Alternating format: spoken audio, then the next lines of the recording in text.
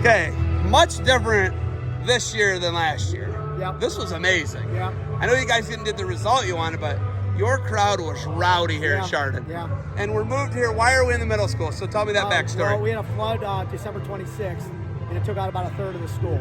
A third of the high school? Yeah, a third of the high school. So we've had to rearrange classrooms, and our wrestling room is currently a classroom.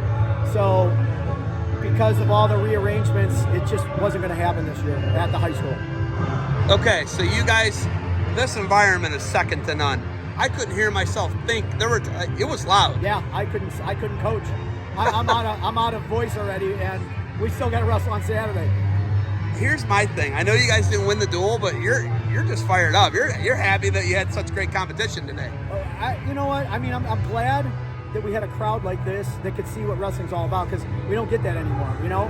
And what we had a couple of years ago in 19 with like 850 kids in our home gym, and being able to get 300 kids down here, it validates what they do in the room every single day. I mean, they're burning 1,000 calories a day. Their classmates need to see what they do, and they did. They got to see some pretty hard wrestling from a lot of our guys. The match for me, like obviously 175 is the best matchup of the two best guys.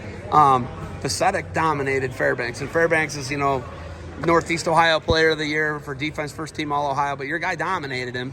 And then at 190, those two matches were just hard fought wrestling, and your guy gets double legged almost onto the gym floor, but it fires him up. Yeah. And they gave a point, but I think it woke your guy up. Would you agree with that? Maddox, he's a kid that came back to wrestling from 8th grade, so he's a junior this year. We thought we were going to get him last year, and he had a problem in football where he fractured a vertebrae in his back. So by the time he actually got back on the mat, we were at Perrysburg. I mean, Hudson. We went to the Hudson tournament. That was his first competition back. He didn't get to ease his way back in. Then we went to Perrysburg. Then we were at Top Gun. And so we had our own tournament last week, and he's getting into his groove right now. He came back after having 3 years off and hitting 3 tough tournaments. So I think he had a little bit of a spark and, a little fire in his belly today. Will this return to Riverside next year? Yes. I love it. Yes. I mean, I love it. I don't like driving here today, but this was amazing. Yes. This environment was second to none. Yes. I mean, I'm gonna try to get another one for us here so that we have a home and away every year. So the Battle of the Barn is going to go back and forth between us and Riverside, and I want to bring somebody else in for another one at home so that we always have one at home. Because our kids, you saw how they acted. It was amazing. When they finally get to see something like this. Yeah. They'll keep coming back.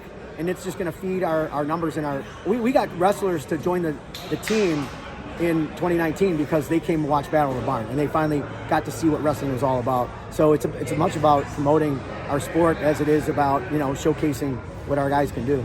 You guys are good at football. Last 2 out of 3 years, you've won the state in Division III. They're getting better at football at Riverside. Yep. And there was a lot of football players on display tonight. I like that. Yep. How much does wrestling lend itself to football? Well, first of all, Hewitt and Landy's have been awesome in getting us guys to join the team, football players to join the team. Hewitt's got 2 little boys that wrestle. Landy's our DC. He's got a little boy that wrestles. They know what it does for our football program and just the mindset of the kids that play football for him. I mean, a few years ago, if you remember Mike Connick, he was a strong safety. He had 136 tackles. He was a state qualifier for us in Division I. He had 136 tackles as a strong safety. I mean, that's guy's all over the field. And we promote that too. I mean, we talk about all the All-State, Alex McDonald, All-State, 2-time All-State football player. State qualifier for us last year at heavyweight. I think they're starting to see what it can do for them. I'm talking about the individual, not Hewitt and Landy's. They've known that all along. But the individual kids are starting to believe it now, too. And it's crazy. It doesn't have to be a big guy because Fairbanks is a defensive lineman. He's not massive. Right. The Eaton kid from St. Edward, he led St. Edward in tackles this year. They're one of the best teams in the country. I mean, little Dylan Kick is a nose guard. Our 157 Dylan Kick can wrestle. Yeah, he had a nice spin today. Yeah. So I was fired up. You guys you go down big early with some forfeits and then come roaring back and they get you in the end. But what a duel. We needed one more hero. One more hero. Keep telling them that. Yeah. They'll figure it out. Yep. All right, Coach, you got anything else? We're good. Hey, thank you for the time. Thanks for covering this. This is awesome. Good luck to you guys moving forward. Thanks.